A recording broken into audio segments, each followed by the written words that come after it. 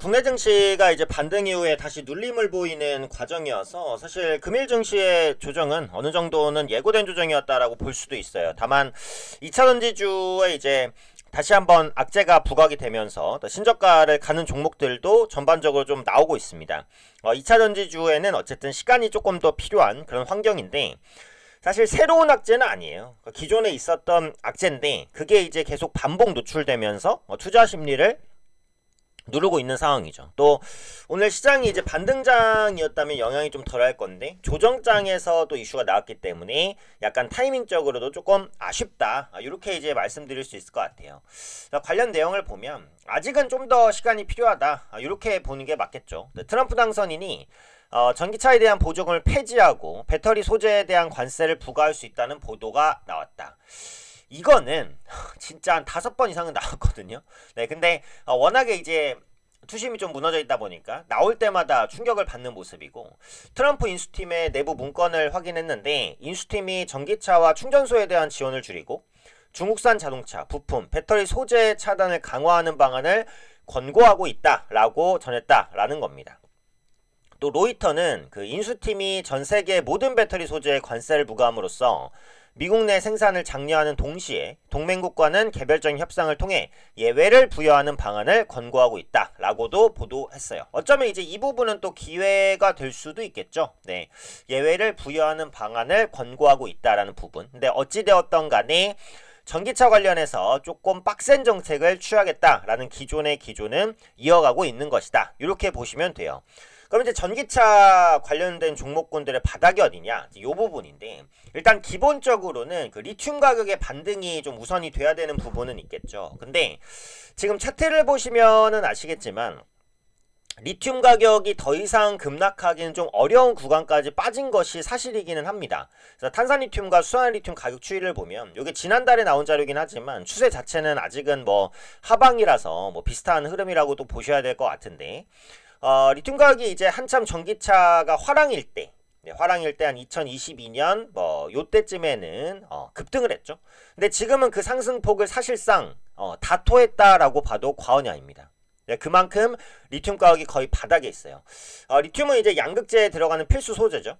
근데 전기차 2차전지에는 양극재, 음극재, 분리막, 전해질 이렇게 들어가고, 그 중에서도 이제 양극재의 원가 비중이 가장 높고 그 양극재의 주요 소재가 리튬이니까, 그래서 리튬 가격 반등이 좀 동반될 때 2차전지 관련주가 움직일 가능성이 있다, 이렇게 보시면 될 것 같고, 물론 리튬 가격이 하락하기 때문에 생산 원가는 낮아지긴 합니다. 그래서 그 부분은 만약에 업황이 좀 빠르게 돌아설 때는 분명히 호재가 될 수는 있어요. 그래서 기회 요인은 된다. 다만 리튬 가격이 여기서 더 급락하기에도 어려운 구조다. 어찌되었던 간에 2차전지 관련주는 바닥을 확인하고 있는 구간 정도까지는 맞다라는 거죠.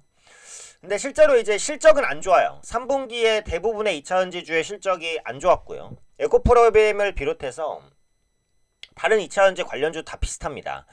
4분기까지는 실적이 안 좋을 거예요. 그래서 적자가 나거나 아니면 흑자가 나도 굉장히 미미한 수준의 흑자. 그래서 지금 4분기가 얼마 안 남았잖아요. 2주 정도 남았는데 이제 다음 달이면은 그 4분기 실적 시즌이 오죠. 근데 4분기까지는 실적 부진이 불가피합니다. 그래서 실적 모멘텀은 없고, 다만 이전에 저도 말씀드렸고 지금 증권사에서도 말하고 있는 시각은 뭐예요? 결국은 내년부터 업황 개선에 대한 기대감이 있다, 요 부분이죠.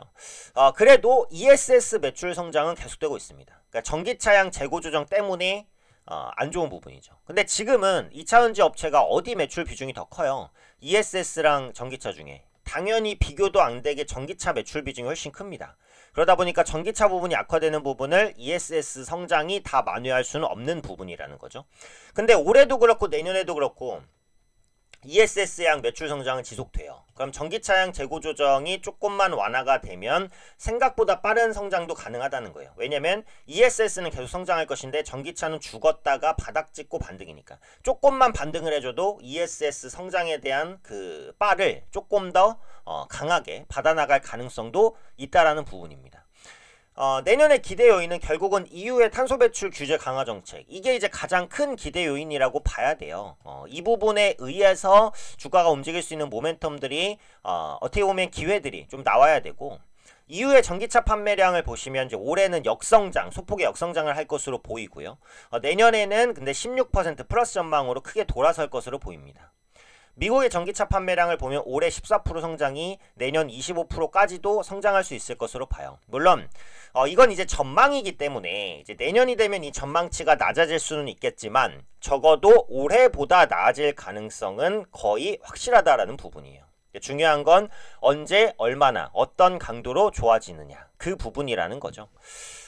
그리고 이 전기차에 대한 보조금 지급을 하지 않겠다라든지 이런 관세 부과 같은 것들은 지금 2차전지주의 당장의 압박이기는 하지만 궁극적으로는 전기차가 보조금 없이 자생할 수 있는 그 시간을 조금 더 당기는 효과는 있다라는 생각은 듭니다. 전기차의 대규모의 보조금이 장기간 지급되면 2차전지 업체 입장에서도 원가 절감에 대한 절박성을 좀 덜 느껴요. 보조금이 많이 지급되면. 근데 지금처럼 이렇게 보조금 축소라든지 이런 압박에 시달리면 2차전지 업체가 자생적으로 전기차, 그러니까 그 배터리죠. 네, 배터리의 생산 단가를 낮추려는 노력을 더 빠르게 할 수밖에는 없어요. 그리고 궁극적으로는 보조금이 아예 없는 상황에서도 현재의 하이브리드나 휘발유, 경유차와 경쟁에서 지지 않을 경쟁력을 갖추게 될 건데 궁극적으로는요. 그 시간을 좀 더 당기는 효과가 있을 수 있다는 거죠. 어떻게 보면 매를 먼저 맞는 효과도 있을 수 있을 것이다. 이렇게 이제 보는 겁니다. 근데 이제 국내 2차전지 관련주의 주가 하락은 과도하다고 보는데 국내 증시가 과도하게 밀렸기 때문에 과도한 증시에 과도한 악재. 요게 더블로 맞아버리니까 2차전지주들이 맥을 못 쓰고 하락한 그런 국면이죠.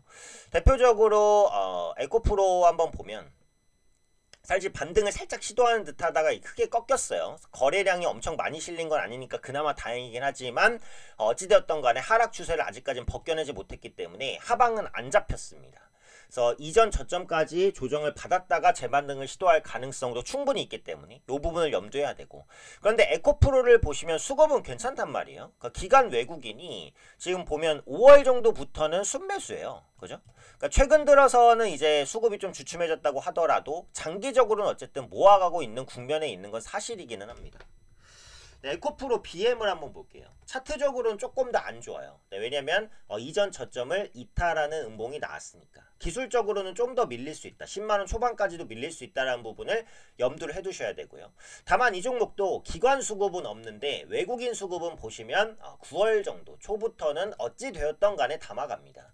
요즘에 국내 시장에 외국인 수급이 너무 안 좋아서 외국인 순매수 종목 자체를 찾기가 굉장히 힘들어요. 네, 근데 외국인 순매수가 들어오는 종목 중에 하나가 좀 되고 있기 때문에 이 부분도 충분히 체크포인트로 한번 생각해 볼 수 있을 것 같아요. 포스코홀딩스도 이제 대표적인 2차전지 관련주라고 보시면 되는데 요건 좀 반대예요. 그죠? 외국인이 9월 정도부터 매도를 했고 기관이 오히려 담았습니다. 적어도 둘 중에 하나의 수급은 들어온다라는 관점이고, 다만 포스코홀딩스는 2차전지 관련주 뿐만 아니라 이제 철강주기 때문에 철강 관련된 이슈도 같이 반영이 되고 있다. 이렇게 이제 보셔야 되겠죠.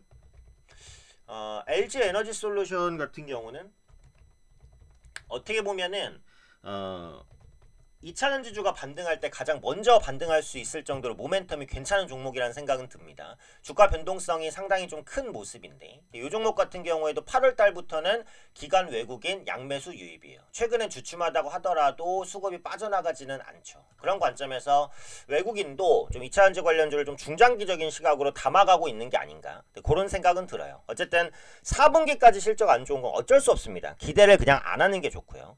다만 내년부터, 빠르면 내년 상반기, 늦으면 내년 하반기 요 정도부터 실적 개선이 가시화될 것인데, 어쨌든 주가라는 것은 미래의 가치를 미리 당겨서 반영하는 것이기 때문에 반등 시도는 언제든지 나올 수 있다. 다만 오늘 악재로 인해서 음봉이 떨어진다라는 것은 투심이 안 좋다는 건 맞기 때문에 2차전지가 반등하기까지는 기존의 예상보다도 조금 더 시간이 필요할 수는 있겠다. 이렇게 봅니다.